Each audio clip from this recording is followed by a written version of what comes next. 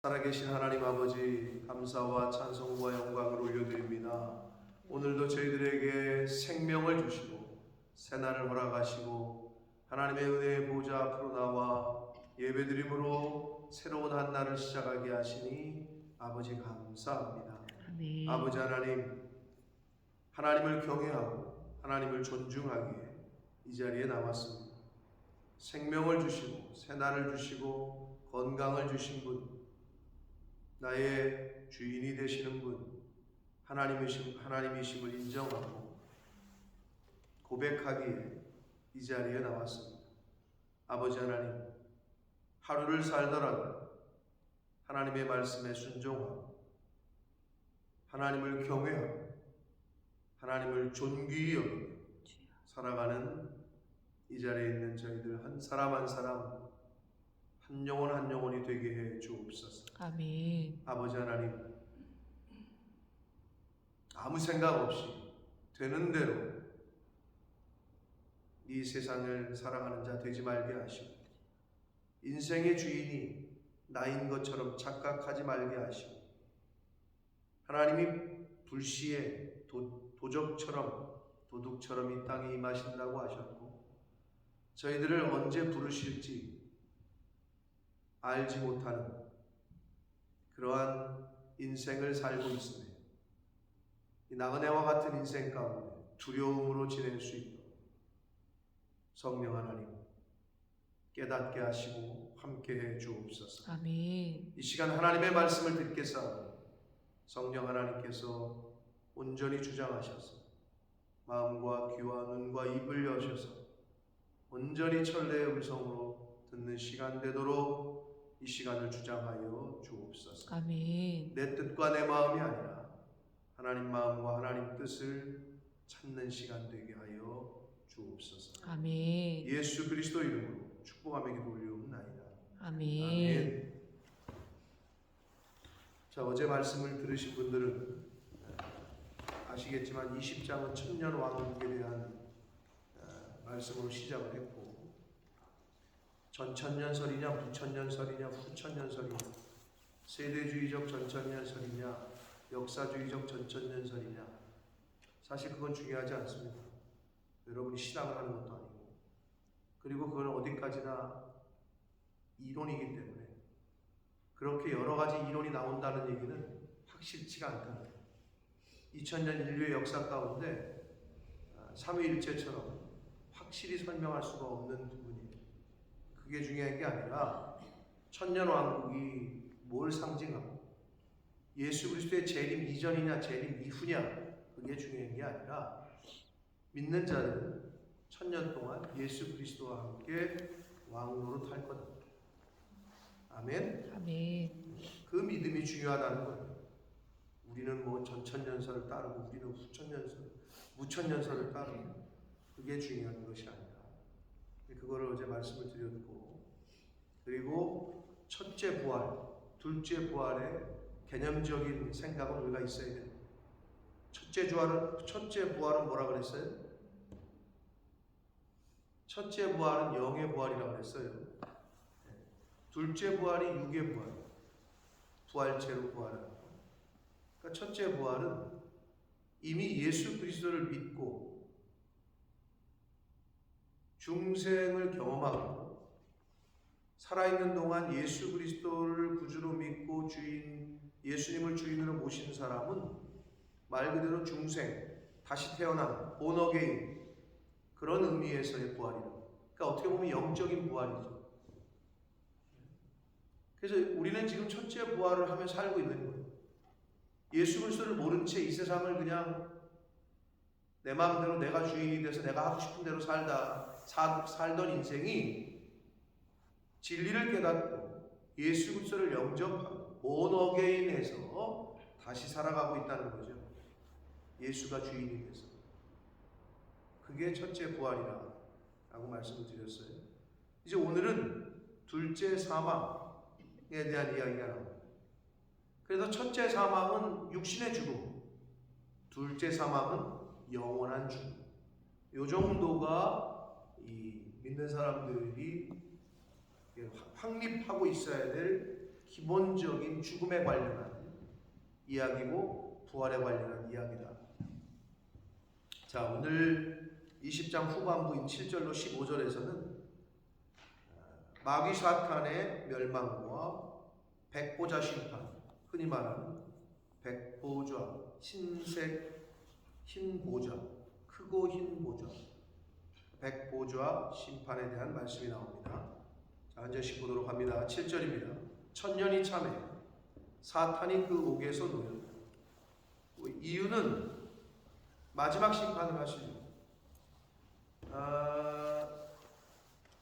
여러분, 죄를 지면 경찰이 붙잡고 검사가 그 죄에 대한 조사를 해서 경찰이 얘기한 게 맞다, 이 사람은 이런 죄를 졌습니다, 검사한테 올리면 검사가 이렇게 보고 그 죄가 소명이 되면 뭐를 해? 그걸 기소한다 그래요. 기소. 재판에 넘긴다 이거예요. 근데 그때 기소를 할 때, 재판에 넘길 때 구속된 상태에서 재판에 넘길 거냐, 불구속한 상태에서 재판에 넘길 거냐, 그거를 불구속 수사, 구속 수사 이렇게 얘기하는 거예요. 그러면 구속이 된 사람은 세 가지 이유야. 참, 코에 걸면 코골이, 귀에 걸면 귀걸이. 그러니까 그래서 검사의 권한이 큰 건데, 딱 봐서 그냥 마음이야. 판사가 검사가 구속해야 됩니다. 구속 수사. 근데 판사가 볼 때 재판장 마음이니까, 야, 뭔 구속이야? 불구속 상태에서 사람의 신체 저기를, 원래 그래서 재판은 불구속 수사가 원칙이나 도망의 염려, 도주의 우려가 있거나 재범, 위험이 있거나 뭐 주소지가 불확실하거나, 그러니까 이거는 이 사람한테 적용하면 그냥 판사 마음이야. 근데 꼭 돈 있고 저거 한 사람들은 잘 구속을 안 시켜. 불구속 상태에서 재판을 받아. 근데 진짜 무슨 별것도 아닌데 가난한 사람은 다 구속되더라고요. 이 세상에서 그렇더라고요. 자, 그러면 구속이 되잖아요? 그러면 재판을 받기 위해서 어떻게 하느냐? 구속된 상태에 있다가 판사가 너 몇 월 며칠 날 재판정에 나와. 그게 이제 재판받는 날이거든? 그러면 구치소에 있다가, 감옥에 있다가 나라에서 제공하는 차를 타고 재판정에 쓴다고. 그게 이 얘기야. 1000년 동안 감옥에 있다가 하나님이 너 이제 완전 심판 끝내야 되겠다 해가지고 옥에서 놓인다는 말이 그 말이야. 감옥에 있다가 재판장이 너 재판받으러 나와. 그러면 그때 감옥에서 나온다. 제가 한 달 있어 보니까요, 그 재판받으러 가는 사람들이 그렇게 부러운 거예요. 왜 그런 줄 알아요? 바깥 바람을 쐬니까. 재판받으러 간대. 그럼 바깥에 나가죠. 또 나가면 국밥도 사죠. 네? 감옥에서 먹는 밥이 아니라 해장국이나 국밥을 사준다고. 그게 감옥에 나간다는 자체가 부러운 거야. 여러분 그런 거 잘 모를 거예요. 지금 이렇게 자유에 있는 사람들은 그걸 경험하지 않으면 잘 모릅니다. 자, 제가 왜 이 말씀을 드리느냐? 사단이 1000년 동안, 아무튼 하나님이 정하신 기간 동안 묶어놓아 활동을 못하게. 근데 잠시 놓여. 그 이유는 이제 완전히 재판을 해서 끝내려고. 그래서 놓인다는 거예요. 계속 옥에서 놓여 나와서 땅의 사방 백성 곧 곡과 마곡을 미혹하고. 사단의 정체성은 거짓이고 미혹하는 거예요. 네, 거짓과 하나님을 대적하는 것, 진리를 대적하는 것. 그게 사단의 정체성이에요. 다른 게 사단이 아니야. 저와 여러분이 하나님의 말씀을 대적하잖아요. 그게 사단 짓거리 하는 거예요. 그게 사단의 미혹이 되는 거예요. 사단이라는 영이 하는 일은 하나님을 대적하게 하고 교회를 대적하고 하나님의 사람들을 대적하는 거예요. 그게 사단 짓이야. 그러면 성령이 하는 일은 뭐냐? 하나님께 순종하게 하고 교회에 충성하게 하고 성도들을 돌보게 하고 아니 이거 너무 쉬워요. 구분하는 거는. 그래서 내가 성령에 붙잡혔냐 사단에 붙잡혔냐 자기 자신이 제일 잘 알아요. 그러니까 교회에서 하는 일을 하나님께서 하시는 명령한 일을 하나님이 기뻐하시는 일을 내가 어게인스트하고 동참 안 하느냐 대적하느냐 그건 미혹이 됩니다. 그런 걸 보고 순화시켜서 표현하는 게 뭐예요? 저 사람 시험 들었네 라고 얘기해요. 저분 왜 그러지? 안 그러던 사람이? 그럼 이제 뭐 얘기 들어보면 뭐 시험 받았다고 뭐 어쩌다 그러잖아? 중심은 성령이 역사하면 그렇게 할 수가 없어요. 성령이 안 계신 거예요. 그러니까 성령이 충만이 안 되고 떨어졌고 다른 생각이 들어온 거예요. 그러니까 그렇게 하는 거예요. 이유는 단 하나예요. 사단이 놓여서 하는 짓은 놓였더니 하는 짓은 미혹하는 거예요. 미혹해. 할 수만 있으면 믿는 자들을 미혹한다고 성경에서 얘기하잖아요. 그러니까 정신 똑바로 안 차리면 우리가 주의 종이 아니라 사단의 종 노릇 하기가 쉽다는 거예요. 여기서 말하는 땅의 사방 백성 곧 곡과 마곡을 미혹하고 이게 굉장히 상징적인 말인데 이걸 어떻게 해석하느냐도 중요하고 논란이 되어 왔습니다. 역대상 5장에 보면 로스와 메섹과 두발 왕이 곡이라고 설명을 해요. 그러면 도대체 그 말세의 로스와 메섹과 두발 왕은 그 당시에 있었던 왕들인데 곡과 마곡, 그럼 마곡은 뭐냐? 로스와 메섹과 두발 왕이 거하던 장소예요. 에스겔서 38장 2절에 보면 그러면 곡과 마곡은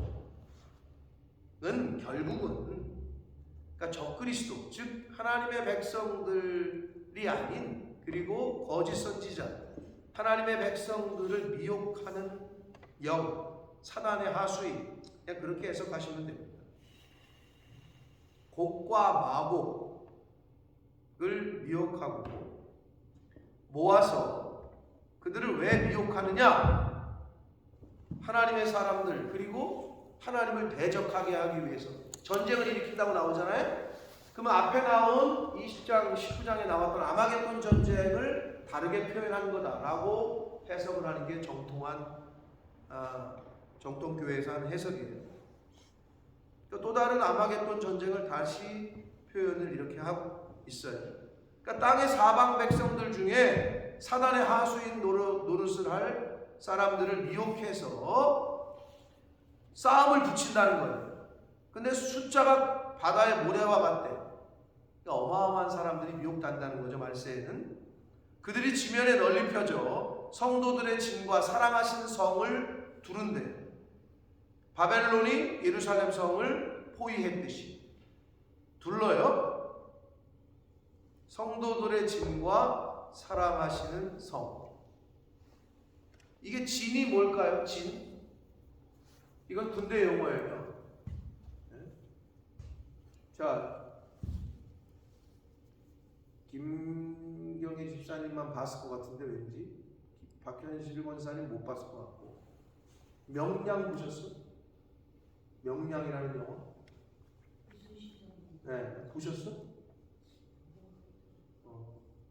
내가 딱 판단할 때 우리 권사님은 영화보다는 드라마 쪽이야.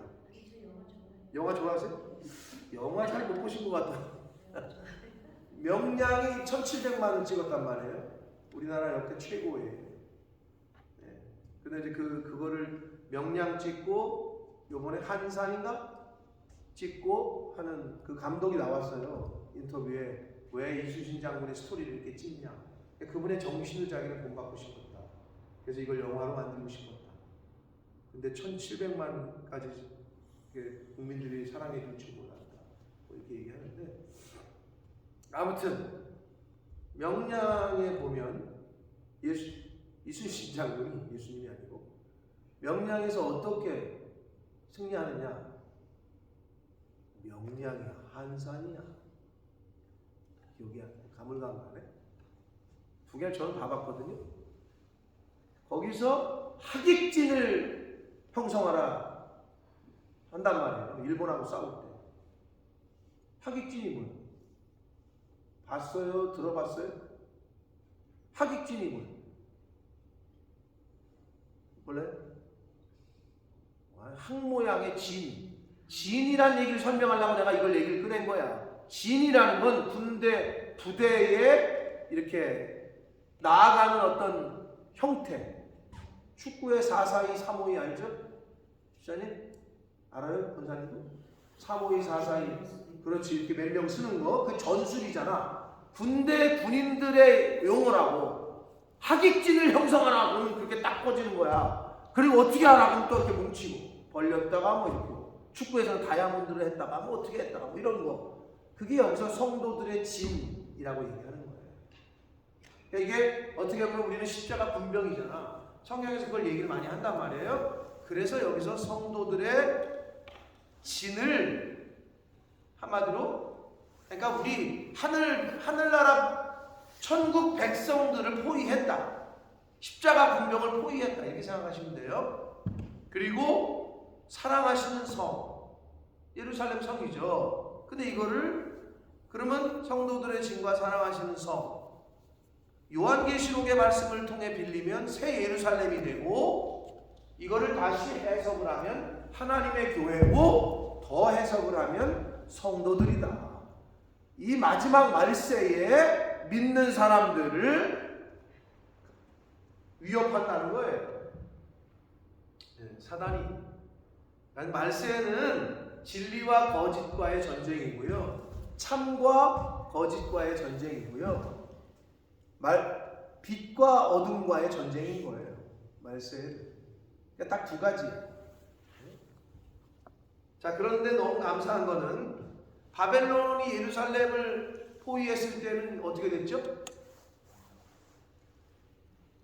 바벨론이 이겼죠. 남유다가 멸망당했잖아요. 그죠? 예. 근데 여기서는 어떻게 해요? 딱 성을 둘렀는데 하늘에서 불이 내려와 그들을 태워버립니다. 할렐루야. 이건 우리가 이길 싸움을 싸우는 거예요. 하늘에서 불이 내려왔대. 여러분, 그러니까 두려워할 게 없는 거지. 이게 믿는 자들의 늘 말씀드리지만 우리는 재방송을 보는 것과 같아. 뭐 1대5로 지고 있어? 경기는 2분 남았는데 근데 사람들은 막 초조하고 막 이제 16강 못 가는 거야 이랬는데 한 사람이 그냥 웃고 있어. 왜? 버저비터가 울려가지고 10초 남겨놓고 골을 넣어가지고 역전을 한다. 이걸 재방송으로 보는 사람은 긴장을 안 해요. 이미 이긴 건 알고 있는데 저와 여러분의 끝이 어떻게 되는지 알잖아요. 그렇죠? 우리는 천국이요 죽으면 이걸 알고 사는 것과 모르고 사는 것은 큰 차이가 있지. 그러니까 죽음에 대해 공포를 느끼지. 무섭지 죽음. 근데 아는 사람은 죽으면 천국이요? 그러니까 마지막 갈 때 편안하게 가는 거예요. 자, 여기서 하늘에서 불이 내려서 그들을 다 태워버린대. 우리를 대적하는 사람들을. 또 그들을 미혹하는 마귀와 불과 유황못에 던져졌다. 19장 20절에 앞에서 우리가 봤던 유황불 붙는 못과 같은 거예요. 흔히 말하면 저와 여러분이 알고 있는 지옥에 이렇게 생각하시면 됩니다. 거기는 그 짐승과 거짓 선지자도 있어 세세토록 밤낮 괴로움을 받을 것이다 라고 말씀하고 계십니다. 자, 11절 봅니다. 또 내가 크고 흰 보좌와 그 위에 앉으신 이를 보니. 사도 요한이 본 거예요. 백보좌의 특징, 하나님이 앉으신 보좌, 예수 그리스도께서 앉으신 그 보좌 특징은 크다는 거예요. 그리고 흰색이라는 거예요. 그래서 백보좌 심판이라고 하는데, 자, 여기서의 특징, 옛날 우리 조선시대 때 왕이 앉는 의자를 하여튼 뭐 옥체, 또 옥체는 이제 왕의 몸을 옥체라고 합니다. 왕이 앉는 그 임금이 앉는 그 의자 왕좌의 그 색깔이 무슨 색이죠? 보편적으로는 붉은색 또는 황금색, 그러니까 금색이라고. 왜냐하면 금이 귀한 거고 좋은 거니까. 근데 이제 천국을 묘사할 때 금도 나오고 뭐도 나오고 뭐 빛이 나오고 막 그러잖아요. 근데 왜 굳이 보좌는 흰색일까? 라는 생각을 해보신 적 있어요? 이게 뭘 의미하길래 흰색일까? 네? 성경에 이미 힌트는 좋죠. 예수 믿는 사람들이 입는 옷은 무슨 옷? 흰옷이라고 나오고, 빛나고 고운 세마포는 또 다른 의미이긴 하지만 흰옷을 입은 흰옷이잖아요. 그러면 흰옷은 누가 입어요? 예수 믿는 사람, 예수를 그리스도로 영접한 사람이 흰옷을 입잖아요. 흰옷을 누가 입어요? 오늘날 신부가 입잖아요. 왜 웨딩드레스는 흰색이어야 돼? 그래서 어떤 사람들 그러더라고. 자기는 결혼할 때 까만색 웨딩드레스를 입을 거라는 둥. 어떤 사람은 붉은색 뭐 이런 걸 입겠다는 둥. 뭐 이런 사람들이 간혹 있더라고. 근데 왜 전통적으로 전 세계를 막론하고 왜 웨딩드레스는 흰색이냐? 순수함을 나타낸다 이거잖아요. 근데 지극히, 그러니까 제가 말씀드리고 싶은 건 뭐냐? 왜 사람들의 인식에 흰색 이퀄 순수냐 이거예요. 흰색깔이 왜 이퀄 순수라는 이미지가 있냐 이거지. 검은색은 순수하지 않는 거. 그런 이미 그렇게 누가 의미를 부여했냐 이거지. 흰색 이퀄 순수라는 게 어디서부터 시작됐냐 이거지. 라고 물으면 자기도 모른다 그러지. 왜 그냥 그렇게 인지하고 있는 거니까. 왜 빨간색은 순수한 게 아니야? 그럼 빨간 옷 입은 사람은 다 음흉한 사람만 빨간 옷을 입나? 나 빨간색 좋아하는데. 검은색도 잘 입는데 왜 검은색 입었네? 그럼 순수한 게 아니야? 근데 왜 사람들은 흰색 이퀄 순수라는 개념이 어디서 왔냐? 어디서 오긴 성경에서 왔지. 성경에서 온 거예요 다. 근데 그런 거를 한 번도 생각 안 하고 그냥 살아가는 거지. 야 흰색은 야 웨딩드레스가 당연히 흰색이지라고. 왜 당연해? 왜 웨딩드레스를 빨간 색깔을 입으면 안 돼? 근데 모든 사람이 그렇게 하고 있으니까. 근데 왜 그렇게 했는지는 모르고 그냥 그렇게 하는 거지 사람들이. 아니 웨딩드레스를 고르는데 왜 흰색을 입지? 라는 생각을 한 번도 해본 적이 없을 거예요. 성경에서 온 거예요. 자, 흰색은 흰옷은 누가 입느냐? 예수를 그리스도로 영접한 사람이 입기 때문에 결국 백보자 심판의 기준은 믿음이야. 흰색 보좌의 심판은 왜 흰색이냐? 예수를 그리스도로 믿고 흰옷을 입었느냐? 예수를 그리스도로 영접하지 않았느냐? 이 심판이라는 거예요. 그게 백보자 심판, 마지막 최후의 심판입니다.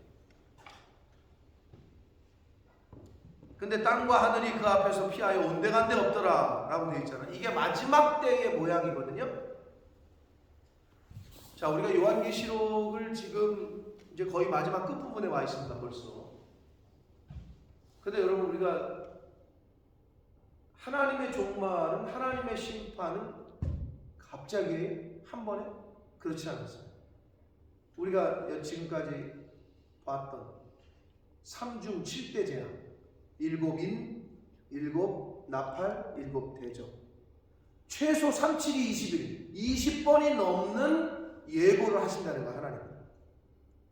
하나님의 이 마지막 심판 때 말세에는 계속해서 사인을 줘요.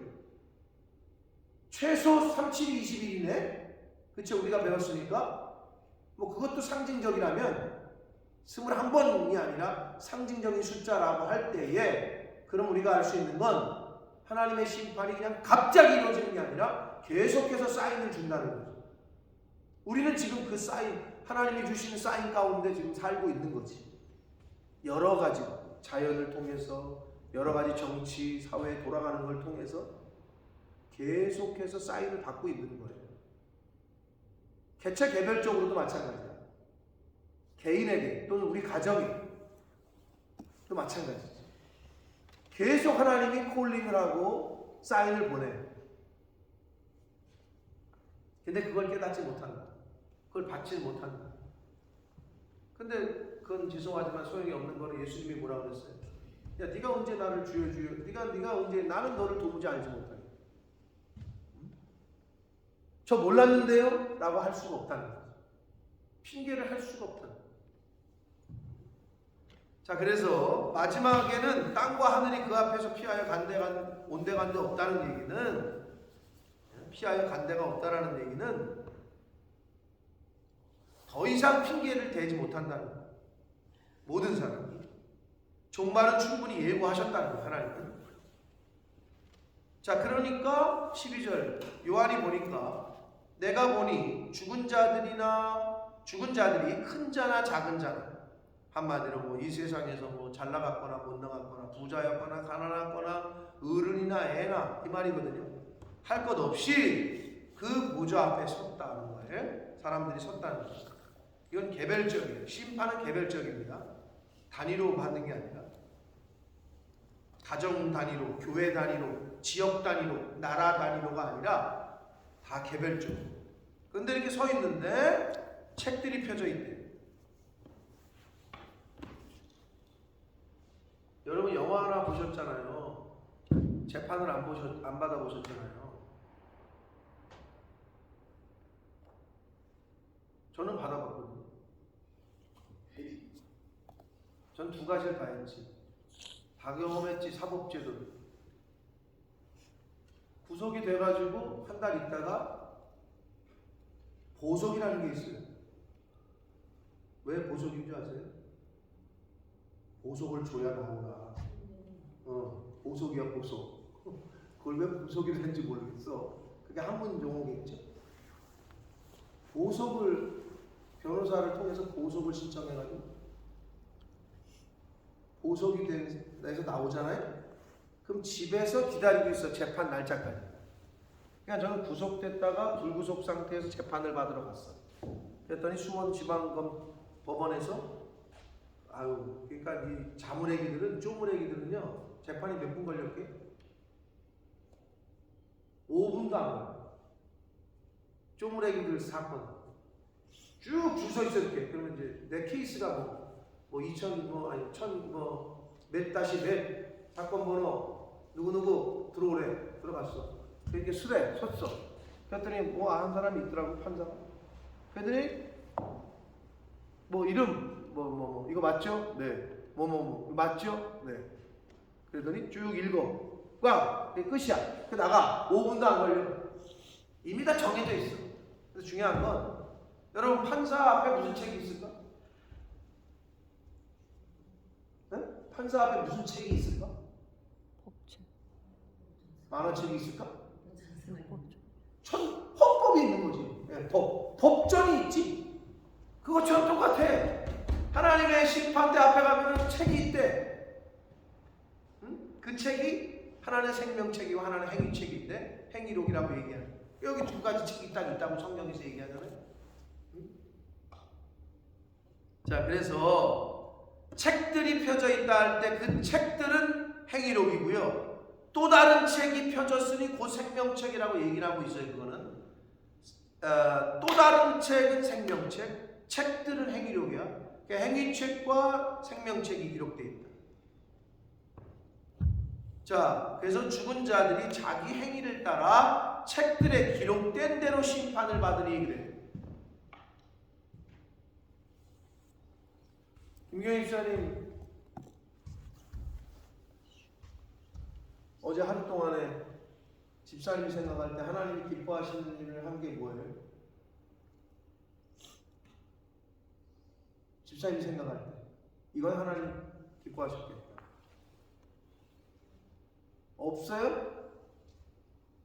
없어? 뭐 말씀 듣고 기도하는 것도 하나님 기뻐할 수도 있고, 직장 가서 열심히 약속된 대로 일하는 거, 남의 다른 사람 뒷담화 안 하는 거, 뭐 이런 것도 있겠죠.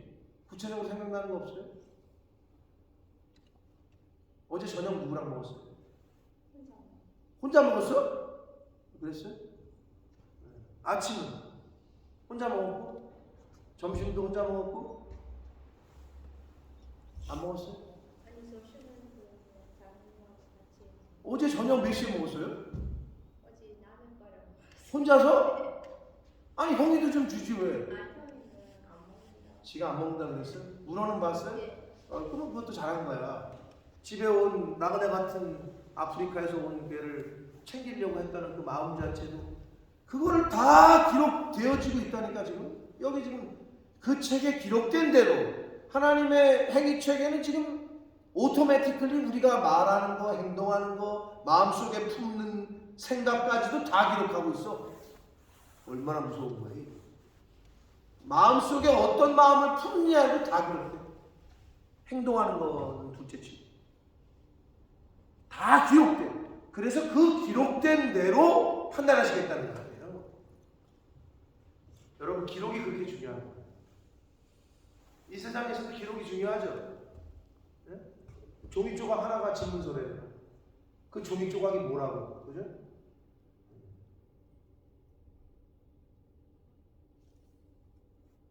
그 종이 조각 하나가 비행기 티켓일 수 있고 비자일 수 있고 그 기록이 뭐라고? 그래 기록이 굉장히 중요해요. 무서운 얘기죠. 다 기록된다는 거야. 어떤 마음을 품고 어떤 생각을 하고 어떤 말을 맺고 어떤 행동을 하고 이게 기록된 대로. 근데 그게 공의의 하나님이지.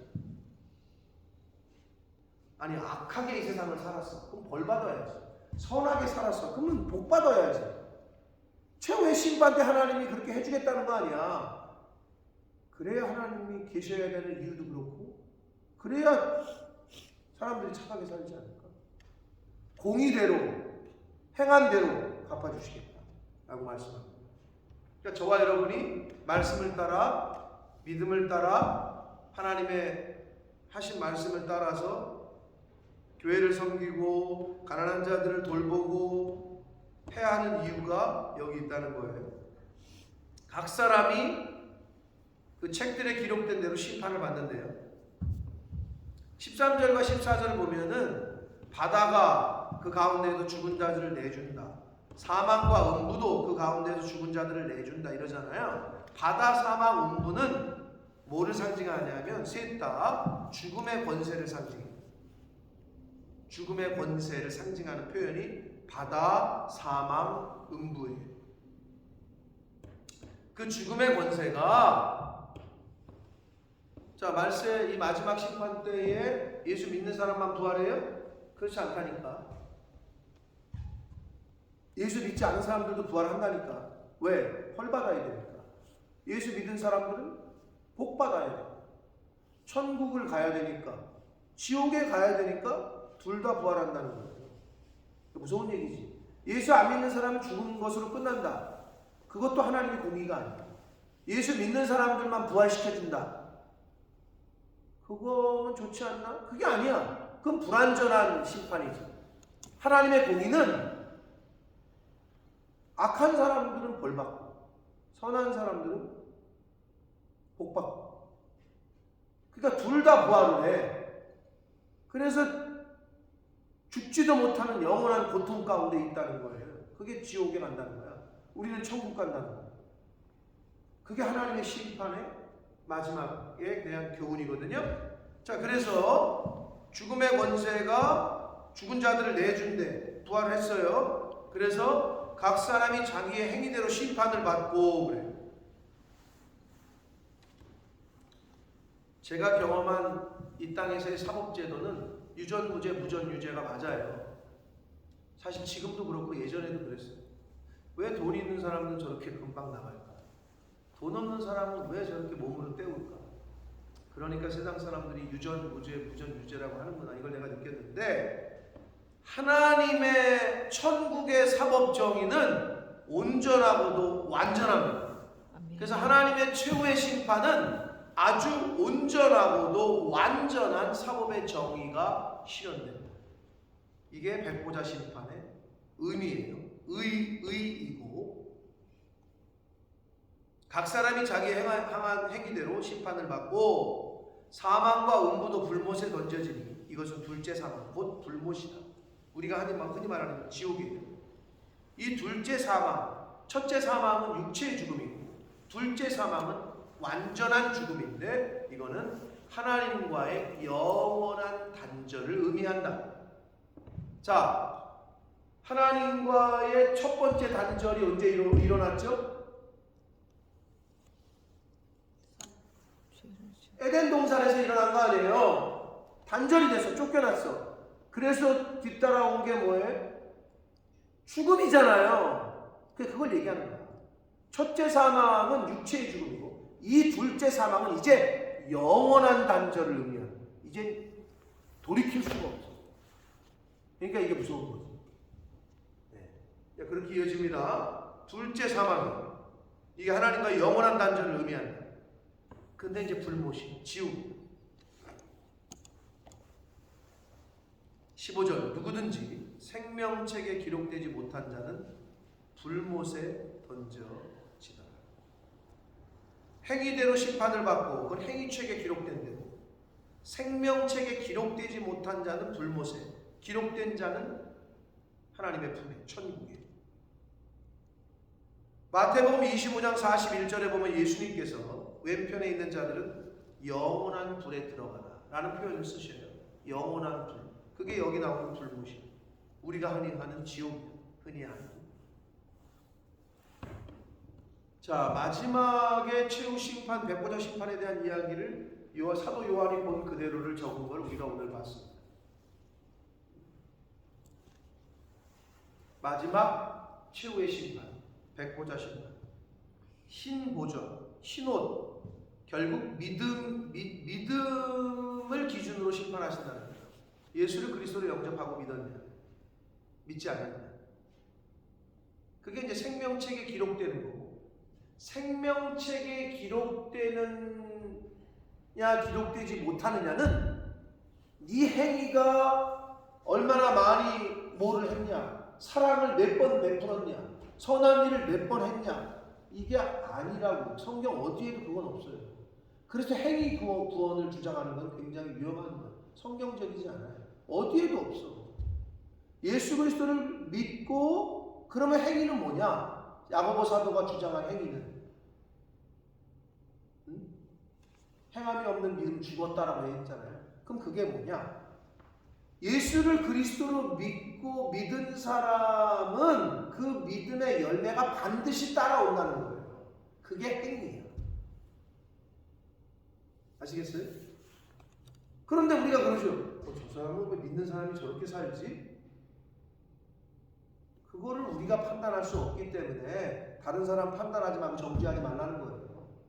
그 판단은 재판장이신 하나님이 할 건데 왜 자기가 하고 난리야. 그러니까 우리는 내 믿음을 잘 지키는 거, 말씀대로 순종하려고 노력하고 애쓰고 내가 사는 거, 그것만 하면 돼. 다른 사람 신경 쓰지 말고.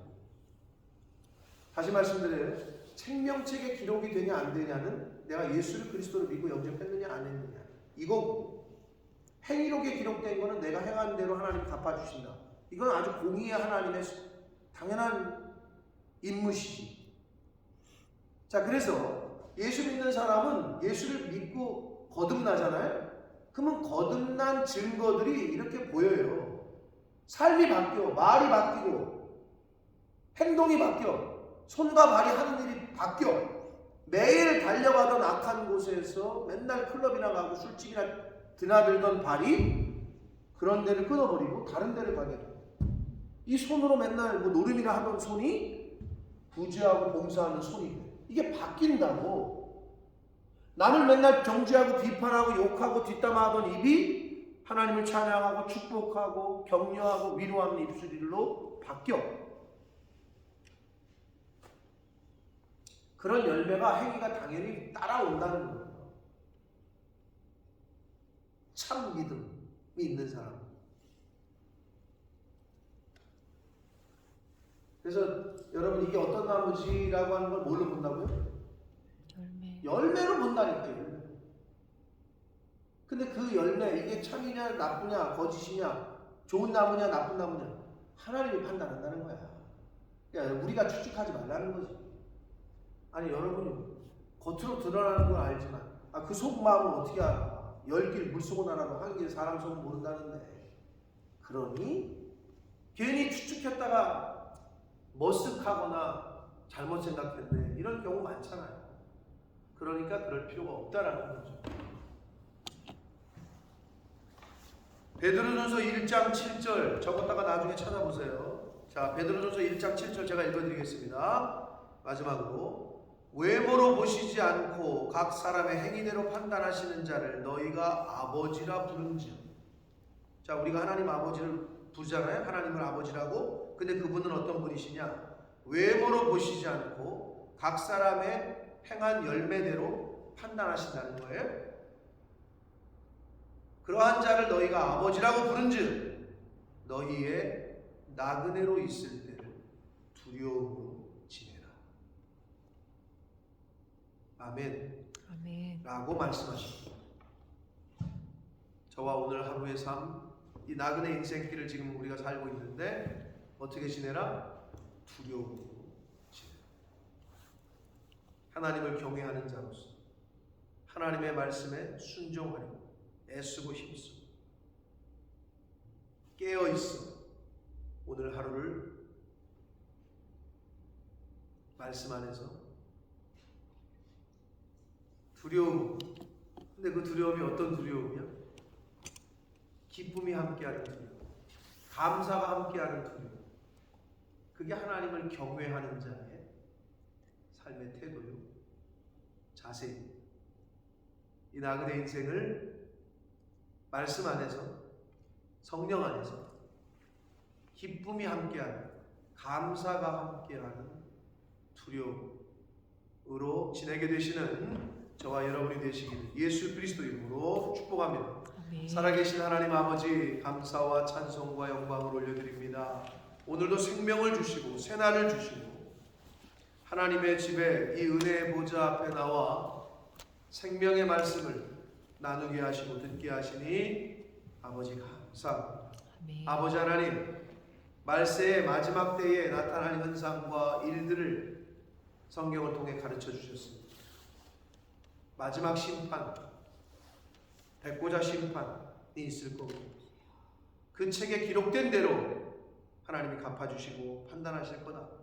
생명책에 기록되지 못한 자는 영원한 불못에 들어갈 것이다 라고 말씀하십니다. 아버지 하나님, 예수를 그리스도로 믿고 흰옷을 입은 성도들, 이 자리에 있는 하나님의 자녀들, 마지막 때를 이미 잘 설명해 주시고 가르쳐 주셨으니 이미 알고 있는 자답게 이 마지막 때를 살아가는 저희들 잘 준비하며 살아가게 해주시고, 아멘. 마지막 때를 살아가며 베드로 사도가 우리에게 권면한 것처럼 각 사람의 외모로 판단하지 않고 행위로 판단하시는 이를 아버지라고 부른즉 너희는 인생에 너희가 나그네로 산다는 것을 인식하고 나그네로 사는 동안 두려움으로 지내라 하신 말씀을 가슴에 새기고 오늘 하루를 살 때 감사와 기쁨과 두려움이 함께하는 하나님을 경외하는 자로 살아가는 오늘이 되게 하여 주옵소서. 아멘. 예수 그리스도 이름으로 축복하며 기도 올리옵나이다. 아멘.